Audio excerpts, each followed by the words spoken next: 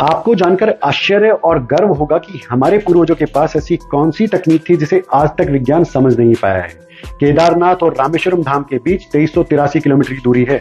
बहुत कम लोगों को यह पता होगा कि केदारनाथ से रामेश्वरम तक के अधिकतर और प्रमुख शिव मंदिर लगभग एक ही लॉन्गिट्यूड पर स्थित हैं।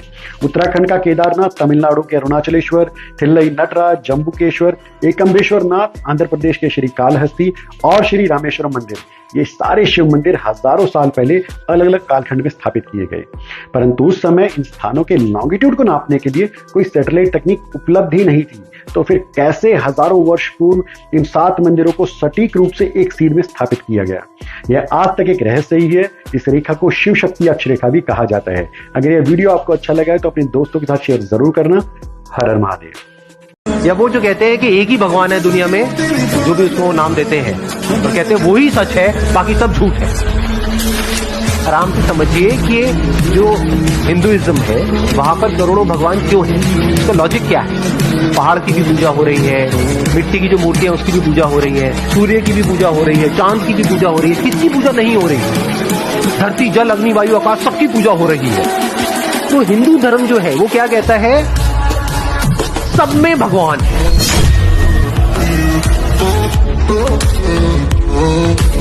नाइनटीन 1974 में जब स्टीव जॉब्स जॉबलेस थे, उनके पास कोई काम नहीं था, उनको कोई भी आइडिया नहीं था कि वो क्या करेंगे, तो परेशान होकर किसी के कहने पर इंडिया आए थे, जहां पे वो नैनीताल में स्थित कैची धाम में नीम करोली बाबा के यहाँ पे रुके थे। हालांकि वो उनसे मिल तो नहीं पाए, लेकिन 2 महीने उन्होंने यहाँ पे सेवा करी थी और यहाँ पर बहुत कुछ सीख कर, जानकर उन्होंने अमेरिका में जाकर नीम करोली बाबा के फेवरेट फ्रूट यानी एप्पल के नाम से ही कंपनी खोली थी। लेकिन ये बात हमें पता कैसे चली? असल में जब फेसबुक के मालिक मार्क जुकरबर्ग अपनी लाइफ में इसी तरीके की प्रॉब्लम्स को फेस कर रहे थे, जब उनकी कंपनी बिकने वाली थी, तब स्टीव जॉब्स ने उन्हें राय दी थी कि लाइफ में जब भी अगर तुम परेशान हो, अगर तुम्हें रास्ता नहीं दिख रहा हो, तो तुम इंडिया जाना, नीम करोली बाबा के धाम पे, वहां पे जाओगे तो तुम्हारी लाइफ बदल जाएगी। ये बात खुद उन्होंने इंडिया आकर जब उनकी मीटिंग नरेंद्र मोदी से थी तब उन्होंने बताया।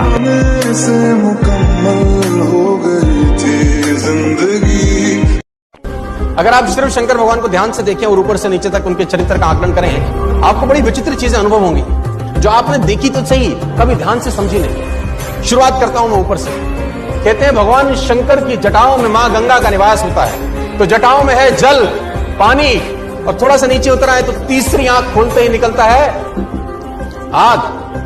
थोड़ा सा फिर ध्यान से देखें तो ऊपर मिलेगा आपको चंद्रमा। कहते हैं चंद्रमा भागवत का या जिसका भी आपको मन करे उसका आप मुझे एक बार वो छंद या चौपाई पढ़िएगा, फिर उसका हिंदी में अनुवाद भी बताइएगा, कि मेरे को तो समझ में आएगा नहीं, तो आप मुझे बताइएगा अनुवाद। हाँ, जिससे लोगों को अच्छा जो है समझ में भी तो आना चाहिए। आप जैसे ज्ञानी लोग कम है दुनिया में।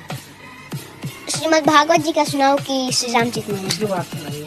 कि उठ जाग मुसाफिर भोर भयो, अब रहने कहाँ जो सोवत है, जो सोवत है वो खोवत है, जो जागत है सो पावत है।